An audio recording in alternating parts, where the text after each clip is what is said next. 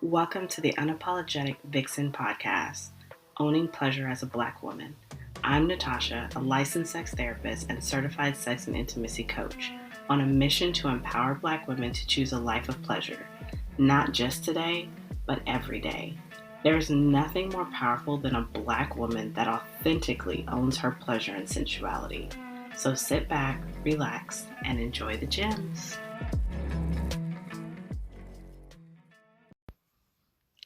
Welcome to another episode of the Unapologetic Vixen podcast, Owning Your Pleasure as a Black Woman.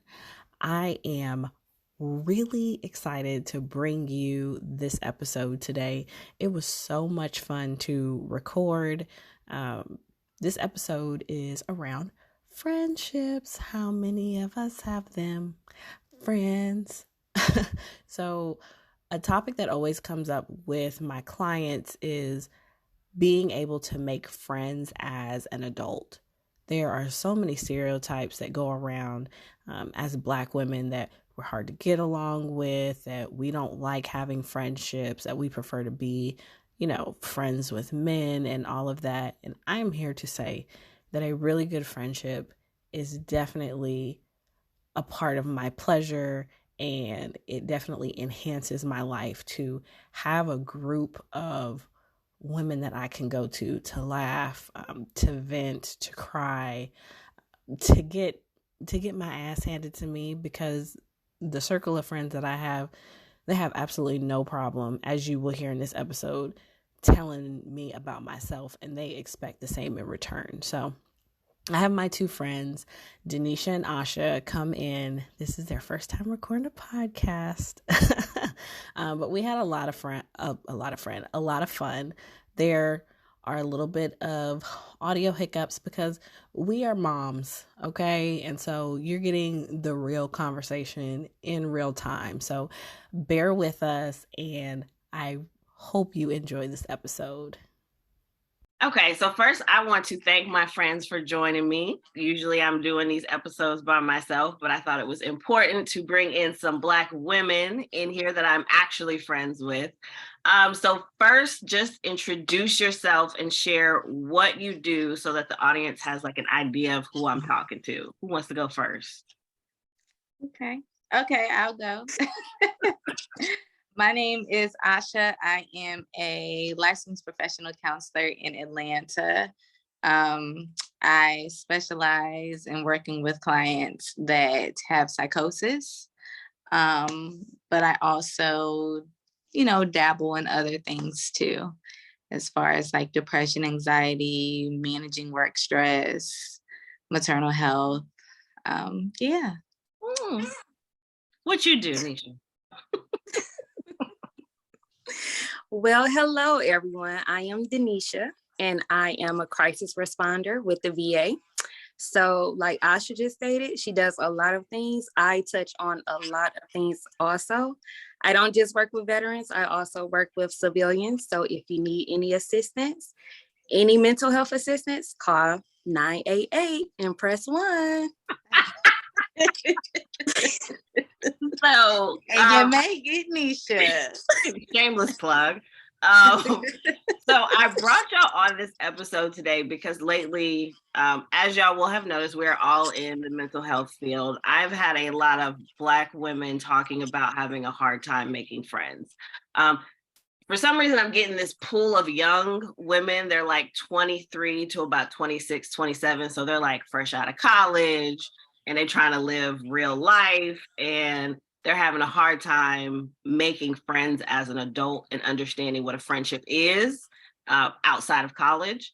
But then I also have this group of women that's like, I'll give 38 to about 55, but they're also having issues with making friends. And so it's a lot of isolating to themselves, especially with the pandemic, isolating, and there's a trust factor as well. So I would like to get your ideas on how it was for you making friends, especially as a Black woman, because we're known for not being friendly. Absolutely. I was thinking out it like, yeah. Yeah. So first, I just want to put out there that maintaining friendships and making friends in your adulthood is hard. It is very hard. So if anybody is experiencing that and it's like, why is it so hard to have a friend or to keep friendships? You're not alone at all. Because all of us have struggled. Exactly. Yes. A lot of people struggle with it. I mean, you have to factor in, it looks different. Like our adulthood looks different than when we were younger, where we had less responsibilities. Like people weren't, we now have children, we now work, we out here, especially us millennials, like out here breaking generational curses. Like it's hard. Life is hard. It is. So managing and maintaining that, and then also trying to manage and maintain relationships, it's a lot. It is. I will say, fortunately for me, I've never had issues with solid girlfriends. Like I've just been blessed to always have been blessed to have a really good circle of solid girlfriends. Now I will say in my adulthood, I have came more across women that are not, how can I put this? You don't have to be politically correct. Tell us what they are. I'm trying to like, I think as an adult, I've been so surprised with how many women have not experienced a good friend. Like it's some people where I'm like, dang, your friend did that? Or like, I'm shocked. Like, oh my God, those are the people you call friends? Because I haven't experienced, like, that is not my experience. So it's been interesting coming across women, like I said, in my adulthood who have never experienced what a real girlfriend is. Never experienced what a real friendship is, doesn't know really what it looks like. And I think some of that could also be that some people don't know how to be a good friend. So they attract people that aren't good friends. And they're labeling it as friends, and that it's definitely not that at all. Yeah. What about you, Denisha? So let's start off with everybody is not a friend. Hello. Agreed. Everybody is not a friend. And also, for me, I look at friendship like a relationship. Gosh. Yeah. Like I'm big on loyalty. That's number one for me. And I can say for myself, like being from Detroit, I have like a different mentality from other people. So like I'm always on like high alert. And I always have like my guard up also. But it's how I was raised. So a lot of my childhood friends are from Detroit, and we understand each other. So like when I went to college or got out of college, I met friends or whatever, but some of those friends didn't continue on. Because like, for me, what I do is, I sit back and I observe a person. And I just pay attention to them. And if you're moving kind of funny, then I'm going to move away from you. And, like Aysha was saying, like, it's hard. It's hard maintaining friendships with women. We all have different outlets. We all have different things that's going on. Some people don't have kids. Some people have kids. Like, you have to understand what a friend is. A friend is supposed to be like family. Like, if you down, you down. If you need me, you need me. They always supposed to be there. Like I said, it's like a relationship to me. And some people really don't value that. And it's messed up. And when you start to see people moving funny, like you have to look at it yourself like, let me just fall back. Let me fall back and let me just see how this person is. You could talk to that person, but sometimes that, when we're young, we don't really pay attention to that stuff, and we don't understand. But you did say something about the women who are older. Would you say 38 to whatever? It's about 55, yeah. So I'm not 38. Not there yet. Let's make that clear. Be quiet, Aysha. But What I can say for those women, just what I've seen, I think that sometimes they're focused on a lot of other different things. Oh yeah. And it really don't, some people have themselves together to where they're like doing stuff like we're doing podcasting, networking, but a lot of them are also focused on men. Yeah. They're focused on men. So maybe they not trying to really be friends because their attention is somewhere else. So, it's hard for them to be friends. And then, whatever they did in their 20s and, younger, it seemed like they still act like that, Yeah, that is some of the case with some of them. I think also when you talk about their focus is different, they're like empty nesters. Mm-hmm. They don't got no kids no more. And so this is like a second revival of their life.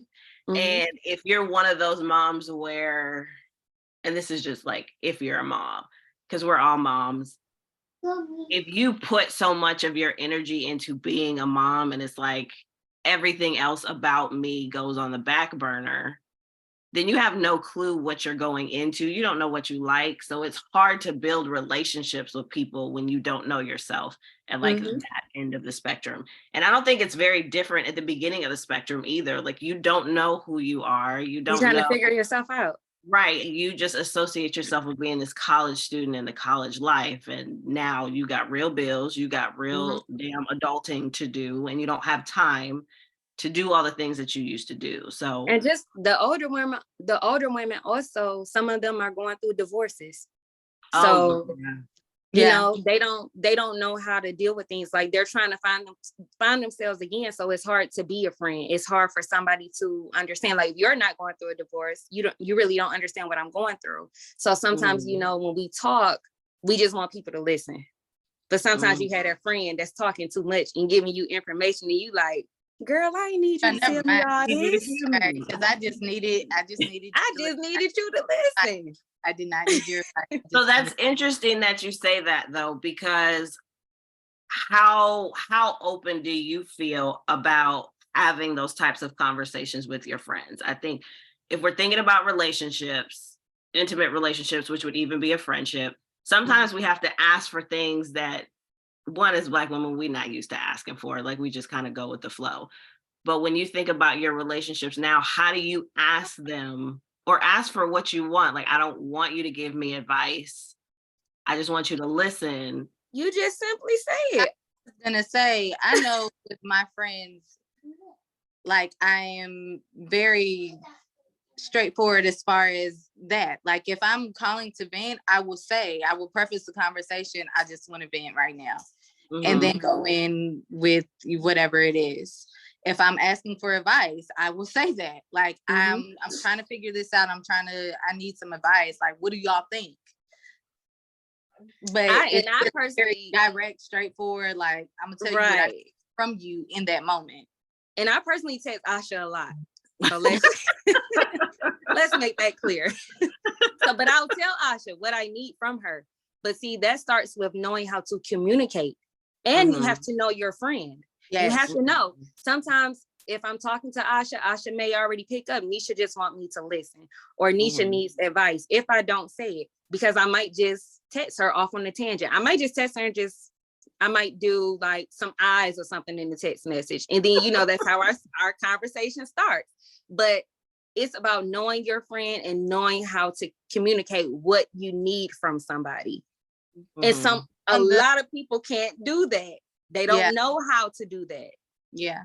And on the opposite side of that, I know one thing that I have been working on, and my husband has taught me this, is that not every time somebody comes to you, they're offering advice. As a therapist, that is our job. Yeah. Sometimes we have to learn in our relationships to cut that off and just listen, because not everybody wants your opinion. Just like I don't want everybody's opinion. Like sometimes I just need to get it off my chest and just process it out loud and just have you there with me. Like I have been being intentional, because my husband says that all the time with me. He'd be like, dang, like I ain't want you, I don't need you to solve Just it. Like, listen. just Yeah. yeah. So I've been, on the opposite side of that, just learning and being aware of when someone, even if they don't say it, just being aware of when to give your advice and when not to, and asking them, do you want my opinion? Or do you just want me to listen? And let them answer that. And you know how I was saying, like, you have to pay attention to, like, when you're doing it, communicating, you have to pay attention to what other people are saying too, because, like, if that's your friend, they know, like, what you need from them. But sometimes when you're talking to somebody, they can give their opinion, and then you just like, well, dang, girl, that's how you really feel. It be so negative, and you be like, well, dang, that's how you really feel. And that's when you start to notice, like, hey, maybe I need not to talk to this person about certain things. Maybe I need to just talk to this person about shopping. But if I'm having issues with relationships or work related, maybe this is not the person that I need to vent to. So you have those certain friends that you have to pay attention to, because if you continuously vent to that person that's negative, that's giving you what you don't want to hear, it's not positive, things that they're saying, then you have to step away from that person. Like, okay, that's not for her. I'll use this for this person. But that's how some friendships break up also. Yes. Because a lot of people are opinionated, and you're just like, well, dang, I ain't know my friend really felt like this. And that's how you stop being friends with people too. Do you think in those situations, though, that we have a tendency, because I'm thinking about your comment about, like, you sit back and you watch and you fall back. Do you think we have a tendency to ghost people without actually being honest and saying, well, I ghost did this and I didn't really like this? We can be like, oh, I got you, girl. Okay. I am guilty. Listen, I will say this. I used to be a ghoster. I used to, but I realized, like, the only reason I was ghosting people was because I did not want to have confrontation, and I did not want to have those uncomfortable conversations. Okay. That was the only reason why I was ghosting people. And I'm going to say I'm selective about my ghosting though, too. Like, if I value a relationship, like if I value our friendship, I may be a little standoffish, or I may fall back a little bit, but I am going to eventually have the conversation with you back around, because I value our relationship, and I don't want our relationship to end. I want us to work through whatever issues we have, and then we move forward. Like, that is my goal for people that I consider friendship. Consider friends. But, and I think that is a big problem with our generation, is the ghosting. Like, I don't like the way you moved. I didn't feel that. So bye. Like, niggas don't value, excuse me, and I'm allowed to cuss. Excuse me, people don't value. I don't think people value friendship. That's what I'm saying. Well, they can't value something they don't know what is, because if we look back, we talk about the generational stuff, we don't see, like, we might see our parents or our moms with friends, but a lot of times she running us to stuff and doing stuff for us and, like, in our faces. So, like, I may remember like a few people that my mom was close with, but I don't remember seeing, like, and I'm a military brat, so me building friendship looks very different to what other people, like, I don't have those long time relationships, which sometimes I long for that, to have like the best friend where it's like, well, you've been friends for years and this, that, and the other, but I don't have that. So I had to learn how to make friends and keep friends, because every couple of years I was moving. But where do we get that from? We watch this trash on TV, which they always be backstabbing and just making us look horrible. Exactly. So where do you get that from? And then again, like, going back to the Black women can't be friends with one another without being catty or being backstabbing or being nasty to one another. where is the guidance? Like, where do we see that to know this is how you become a friend? So for me, I know like growing up, I didn't see my mom like with a lot of friends either. But at first I was like weird in school. Like I would never talk to nobody or whatever the case is. And then I became the most popular girl in school, which is weird. But as I got older, even though I became the most popular girl in school, I also became a bully. Like I was the mean girl. I became the mean girl. And that was because I really didn't know how to be a friend. Like I didn't know how to be a friend. And so the women that I speak of when I say I'm from Detroit and I still have those friendships with them, we went to school with each other since elementary, and we went to middle school, and then we went to high school. But it's crazy because my kid's godmother, I didn't like her, but we cheered together. And y'all, I spent the night at this girl house every night. Like when it was cheerleading weekend, I spent the night at her house every night. And I still like be thinking to this day, like, how did we become so close? And then you my kid's godmother.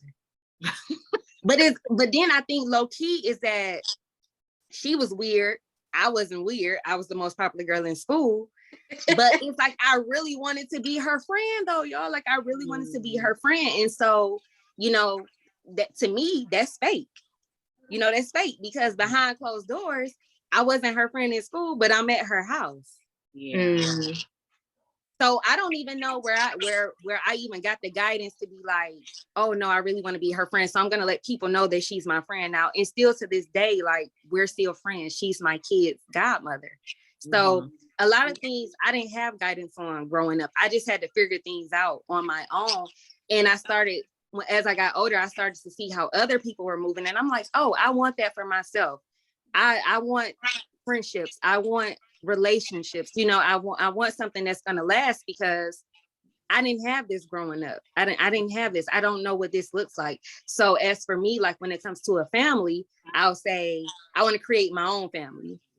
And a lot of my family have become our friends, people that I've met when I moved to Atlanta. They've become, my work family has become family, like real family to me. And so, I think it's something that you have to desire, that you have to want. So that's why I'm so serious about relationships and friendships. Like that's why both of them go hand in hand to me. And that's why I say I speak so big on loyalty before I speak on love. Because to me, loyalty is number one before love. Like love is second for me, because I need you to be loyal. If you're loyal, then love will follow. So I think for me, I'm the only child.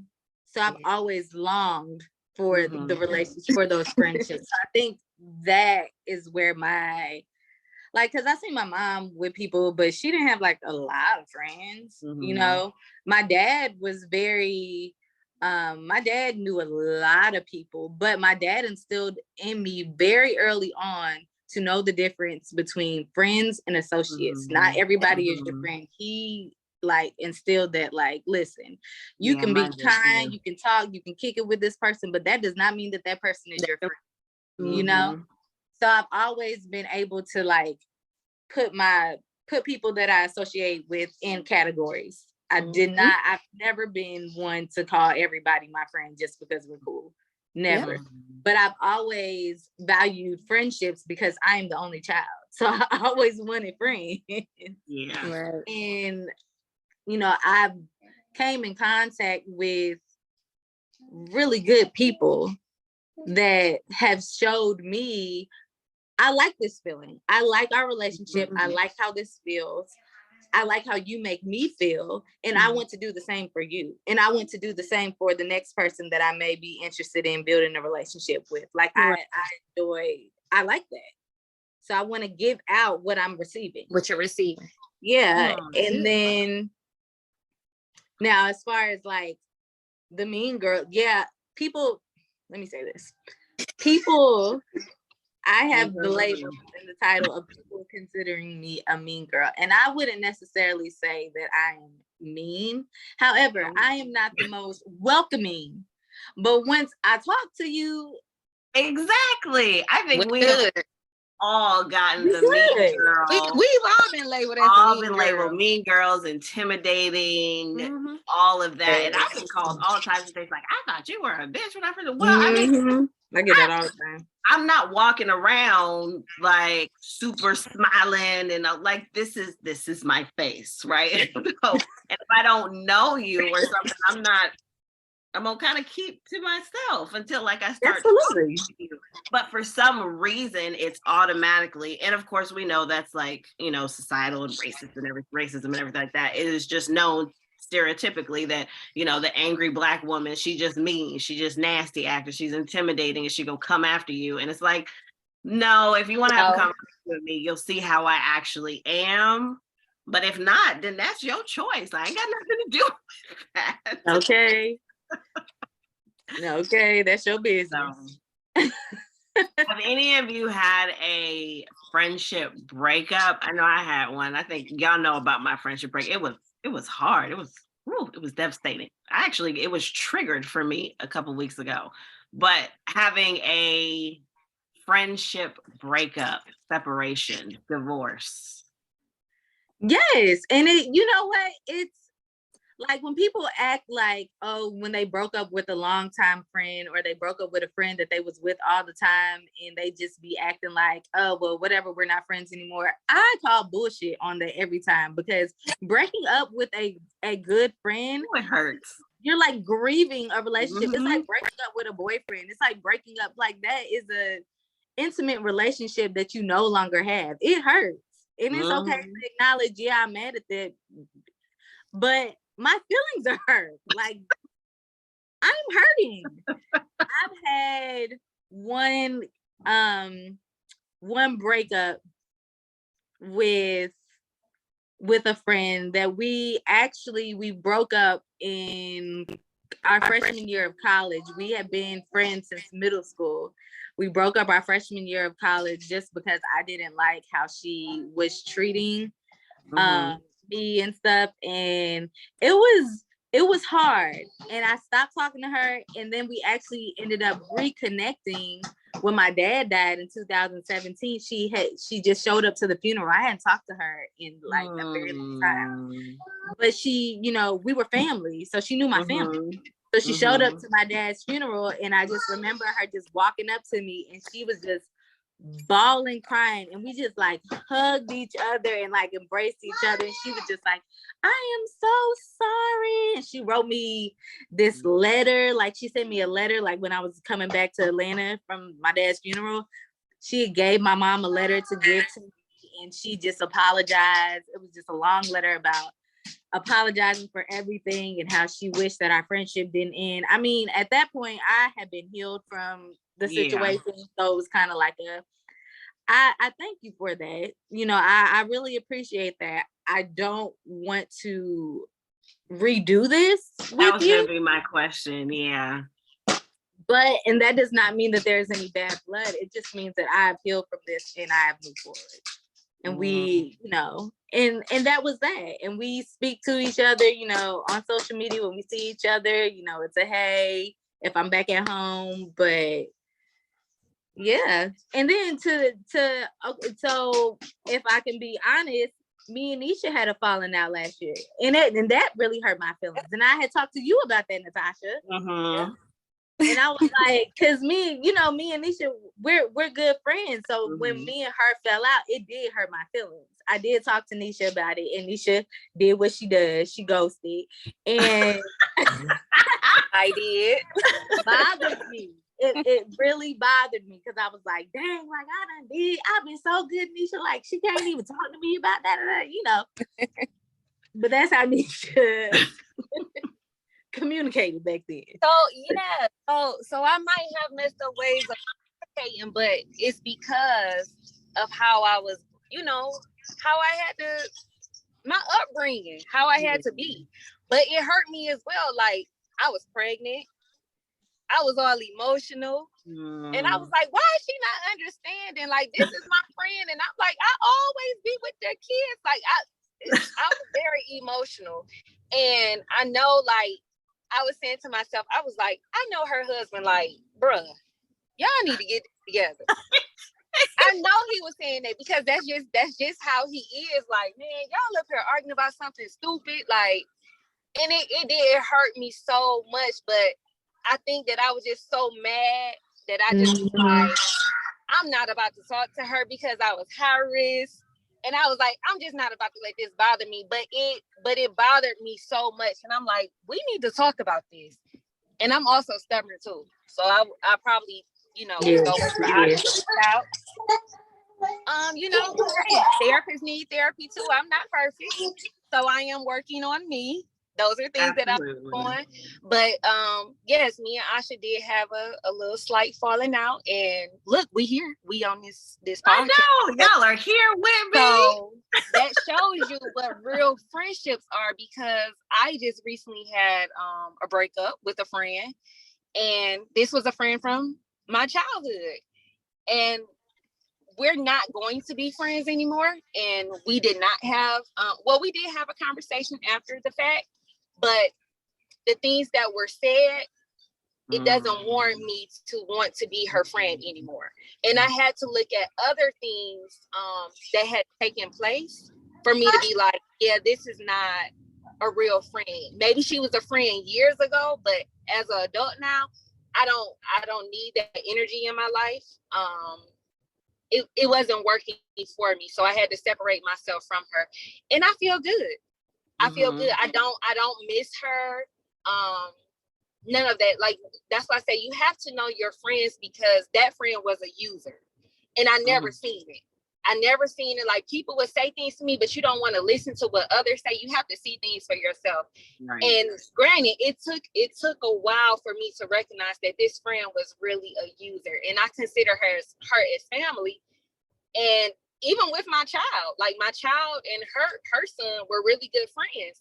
It seems like she may have told him to stop communicating with my child. So I'm just like, oh, okay, well, yeah, let's just go ahead and just break this up, because we don't need that. We don't need that. But you see how me and Aysha, we were able to talk and like, girl, kill your attitude. We do. Right. Because we forever. And most people don't have that. Like, they really don't have that. And I'm telling you, I can be a difficult friend and I can be a difficult partner. But I'm able to say that because I know me. I know me, and I know I'm not perfect, but I know how to deal with different people. Each one of my friends, I know how to deal with them, and they should know how to deal with me. Like she said, Nisha ghosted me. I will ghost you quick, and I won't care about it. I will not. But that's not. It's not good. It's not healthy, especially when you love your friends. So. Yeah, you definitely have to be vulnerable in relationships, and a good friendship is, loving your friend when they're not lovable. Oh, I like that, because I know I'm not always the most lovable person. Right. My attitude could be on a million sometimes, just like across the board. But I think that confrontational piece, like being willing to be like, listen, bring your attitudes, sit the hell down, and let's figure out what the problem is so we can get through this, and be like either okay to find a compromise or like agree to disagree. And like, don't harbor on those feelings. Like, we resolved it. Let it go. I'll see you tomorrow, bitch. Like, yeah. Like, okay, you can be mad. Listen, I'll let you go through your emotions, but we here forever, okay? So get through whatever you need to get through, and then call me when you're done. Yeah. If I call you and we into it and I say, hey, I need you to pull up, we got to go handle something, you better be like, oh, where we got to go. I need that type of friend. Like, okay, we into it, but we got to go handle this. Y'all know I don't be fighting, so don't call me to pull up, because she won't show up. That's just me being honest. Y'all know where I fall. I don't do that fighting stuff. We might not be fighting. We might have to do something else. Oh my God. When it comes to you, we probably fighting, and I'm not coming. Tasha, we are all professionals here. We are not fighting anyone. Listen, we are being recorded. Sometimes people choose violence. My violence is by using my words. Mine too. We are being recorded. So we're gonna go ahead and wrap this up because it's Sunday. We got things to do. But I appreciate you all being part of my friend circle. It has been really hard keeping my friendships together going in the business and trying to be a business owner and trying to like make it out on my own. And sometimes, you have to like isolate yourself and really focus. I've grown so much. Like this last year, I've grown so much. And I said going into 2023, I am going to make like a better effort to be available to my friends because I'm not in corporate anymore. So I don't have to move with the corporate mindset of throw myself into my business. So that's one of my goals for 2023. So I appreciate y'all sticking it out with me. Even when I'm gone and y'all trying to figure out where I'm at, I'm here. Well, Tasha, let's also be mindful of this too. Sometimes we may not talk every day. It may be weeks when we don't talk to each other. But if I need you or if I need Aisha, I know that I can text you and say, hey, girl, I need to talk. And we're going to pick up like we've been talking, like we just talked yesterday. Mm-hmm. That's what a friendship is. A friendship is not, girl, I ain't heard from you in so long. So now you want to talk, like you want to call me and talk about something. That's not a friend. And it's not a friend also to communicate to someone else and be like, girl, I ain't heard from Aisha in like 2 weeks and now she trying to text my phone. That's not a friend. Right. We all have different stuff going on, and you have to be an understanding friend that everybody's schedule is not like yours. So being that you are always busy, but you're still available when we need you. So that's what matters the most, that you have to understand. You have to be understanding to be a friend also. And most people are not understanding. Yeah. They get in their feelings and be like, oh, she's not talking to me. And stuff like that's not healthy. But you have to know who your friends are. Remember, you have to know who your friends are. You do. And grace is imperative in relationships. You got to give your friends grace. Just like you got to give yourself grace, you got to give your friends grace, because we're busy. We're all adults. We all have a lot going on. So just because, it could be 1 week where you talking to your friend almost every day, and then a week where you ain't heard not one word. Mm-hmm. And then the next time you guys talk, it's like nothing happened. Right? Listen, life is hard. Okay? Life be lifing. Life be lifing. You have to give yourself grace, and children aren't the only people that I saw this post. It was like, children aren't the only people that need a village. Adults need villages too. Mm-hmm. And I think a big piece of, sorry, I'm back, jumping all the way back real quick. I know you got to wrap this up, but I think a big piece of it is we're in this little no new friend stage. And I will admit that I definitely was like that at one point, where it was, I got my friends, I'm good, I don't need nobody else. And then I realized that I am missing out on a lot of great people because I'm choosing not to put myself out there. I'm choosing not to expand my network because of whatever this is. For me, it was just not wanting to build new relationships because I have like semi-social anxiety. But so I realized, like, heck no. So I'm very open now to embracing new people. He will give you a look first. Yes, I am I am observant, but I'm not closed off to building a relationship. Now I ain't gonna go out there and be like, oh, yeah, right. But I have now kind of put myself in situations. I've been intentional over the last year, putting myself in situations to where I can meet new people. Like, I'm now in a women's Bible study group. I wouldn't have did that at first, but I'm realizing that there's so many great people out here that can offer resources and support and love. And you have to get out of that no new friend mindset and be open to receiving new people. And then Aisha, like, even though, like, you're receiving things, like, you may be a blessing to someone too. Yeah. You may be coming into someone's life and, they may need you. Like, they may really need you. And then when, you know, you two come together, you like, this was meant to be. And that's what's been happening for me, meeting new people, like with my son playing football. I wasn't really open to those football moms because I'm like, hey, I'm just at practice. I don't have to deal with them. I'm just at practice. But I love all of them. Like, you know, like they're really good people. I'm not gonna say they're my friends. Right. I call them the football moms. To anybody, I'm like the football moms. But they're really cool people. But I've noticed that they need me in their circle for something. Each person needs me for something, and I need them for something. So you have to take what you can get from people, and then you give too, so that, you know, it becomes whole. Absolutely. And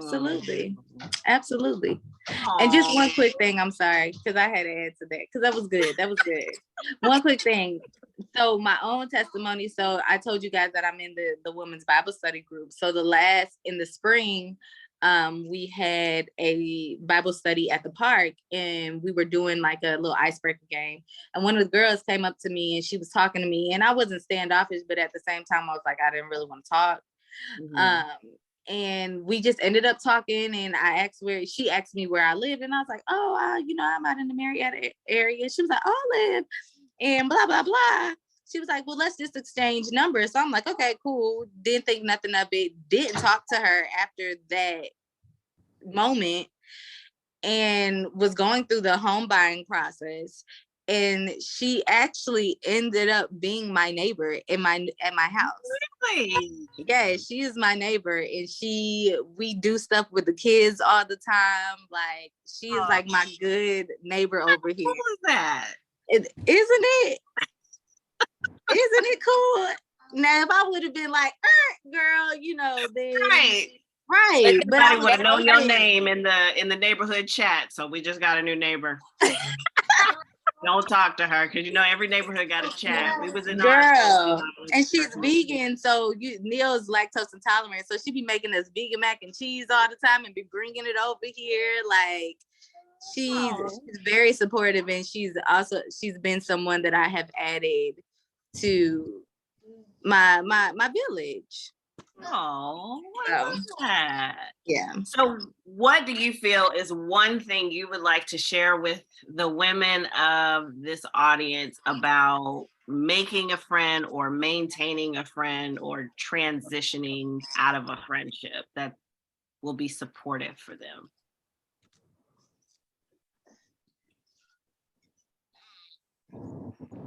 They're pausing, y'all, because I said say one thing, and they have a hard that's what I was like. That was a lot. Just choose one, or what's one piece of advice about being a Black woman out here trying to make friends?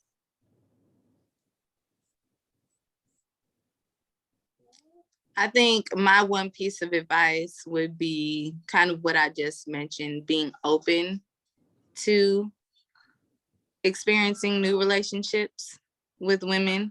I believe that what you put out in the world is what you will get back.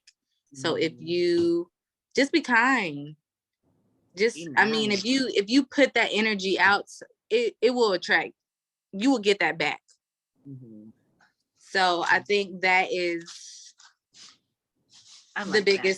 the biggest thing. Being open to receive and just walk with kindness. And I would say I agree with everything that Aysha is saying. Also, communicate. Communicate. What you need from your friend, because sometimes your friend doesn't know what you need from them. That's how you will maintain a friendship with someone. And really, that's it, because communication goes a long way. Like I said, I'm just touching back on what Aysha said. So all of that plus the communication piece. But really being open is one of the biggest things. And communicate with them. Yeah. And just be observing of things, and if it doesn't feel right, you communicate those things. Just don't ghost people like me. Don't ghost people. Talk about it for real. And if that's a friend becomes family. And like I said, I treat friendships and relationships the same. So, you know, think of it in that mindset of, I wouldn't do my partner like this, so I wouldn't want it to be that way. You have to be mindful of the things you say and mindful of the things you do. Yeah. I think important part is also checking in with yourself. Checking in with yourself is what do you want from a friend? Like writing down, like, what is it that I want in my friendship? What is it? How do I want to look like as a friend too? Because I think that is a big piece too. Like, how are you as a friend? Don't make me asking for things that we're not willing to give. No expectation. We can't ask for things that we're not willing to give. Right. Exactly.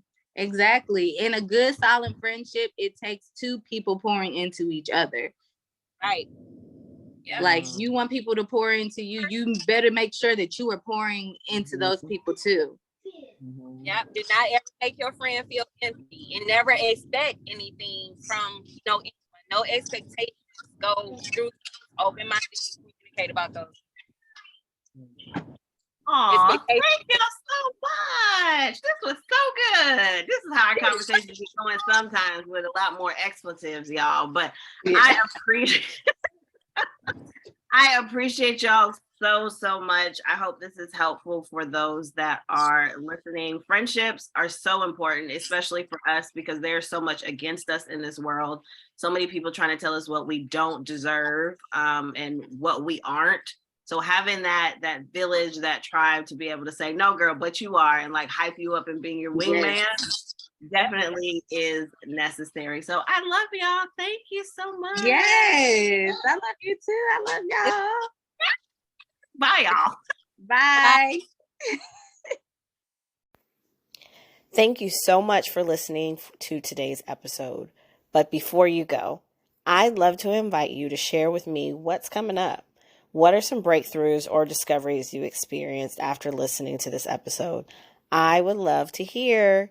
If you're wanting to share that with me, and if you are wanting support to work through those things, you can go ahead and fill out the application in the show notes. You can fill out this application so that I can get to know a little bit more about you, what's coming up, and then my team and I will reach out to you. We'll respond within 24 to 48 hours if it makes sense for us to set up time, because I would love to see how I can support you in having these breakthroughs and really transitioning your life into more pleasure. Until next time. Thank you for listening to the Unapologetic Vixen podcast, Owning Pleasure as a Black Woman. If you enjoyed this episode, leave a comment, and share with someone you know could use the space. If you're ready to tap into your pleasure, join the virtual Vixen Suite. It's a safe space for Black women to gain support and empowerment as they access pleasure, intimacy, and satisfying sex every day. And remember, pleasure is your right, boo.